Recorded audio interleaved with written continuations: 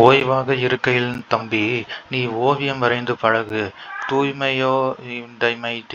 தூய்மையுடைமைதி சேரும்.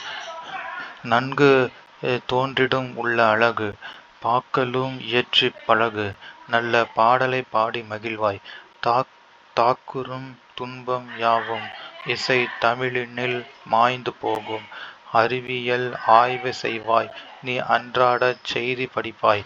செவியுறும் உன்றன் அறிவு. உளச் செழுமையும் வலிவும் பெறுவாய். மருத்துவ நூல்கள் கற்பாய். உடன் மனநூலும் தேர்ந்து கற்பாய். திருத்தமெய் நன்னூல்கள் அறிவாய். வரும் தீமையும் பொய்யும் களைவாய். பெருஞ்சித்திரனார். மாணவர்களே,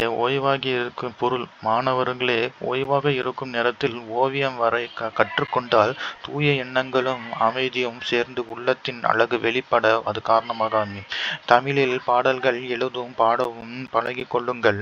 இசை தமிழின் இனிமையால் வாழ்வின் துன்பங்கள் தொலைந்து போகும். அறிவியல் ஆய்வுகளை மேற்கொள்ளுங்கள். அன்றாட நிகழ்வுகளை செய்தித்தாள் வாயிலாக அறிந்து கொள்ளுங்கள். உலக நிகழ்வுகளை அறிவதன் மூலம் அறிவுத்திறன் மேம்படும். உள்ளம் வளமும் வலிமையும் பெற்று சிறக்கும். மருத்துவ நூல்களையும் மனநூல்களையும் படித்து தெரிந்து கொள்ளுங்கள். அவை உடலையும் உள்ளத்தையும் பாதுகாக்க துணை புரியும். நீங்கள் வாழ்க்கைக்கு உதவ தத்துவ நூல்களை கற்றால் அதன் வழி தீமையையும் பொய்மையும் விடுத்து நல்வாழ்வு வாழலாம். எனவே ஏட்டுக்கல்வியுடன் கலையறிவும் தொழிற்கல்வியும் அறிவு சிந்தனையும் இருந்தால் நீங்கள் வாழ்வில் வெற்றி பெறலாம். ஆதலால் ஓய்வு நேரத்தை பயனுள்ள வகையில் செலவிட்டு வாழ்வில் வளம் பெறுங்கள். பாவலர் பெருஞ்சித்திரனாரின் இயற்பெயர் துரைமாணிக்கம். இவரது ஊர் சேலம் மாவட்டத்தில் உள்ள சமுத்திரம். இவர் தம் பெற்றோர் துரைசாமி குஞ்சம்மாள் ஆவர்.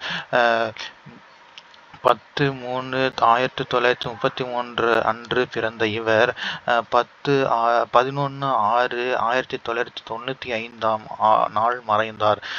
கனிச்சாறு, ஐயை, கொய்யாக்கனி, பாவியக்கொத்து, பள்ளிப்பறவைகள், நூறாசிரியம் முதலிய பல நூல்களை இயற்றியுள்ளார். தென்மொழி, தமிழ்ச்சிட்டு, தமிழ்நிலம் ஆகிய இதழ்கள் மூலம் உலகத் தமிழரிடையே தமிழுணர்வை உருவாக்க இவர் பாடுபட்டார்.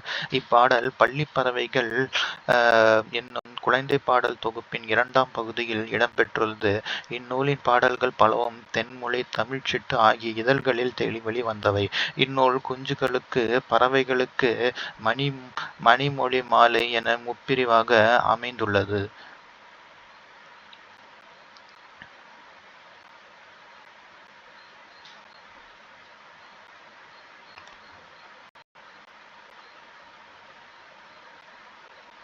ஏட்டுக்கல்வியுடன் தொழிற்கல்வியும் தேவை. பள்ளிப்பறவைகள் என்னும் நூல்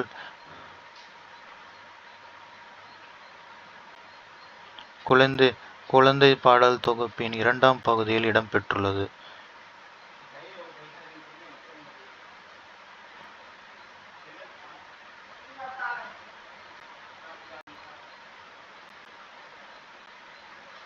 உலக நிகழ்வுகளை அறிவதன் மூலம் அறிவுத்திறன் மேம்படும்.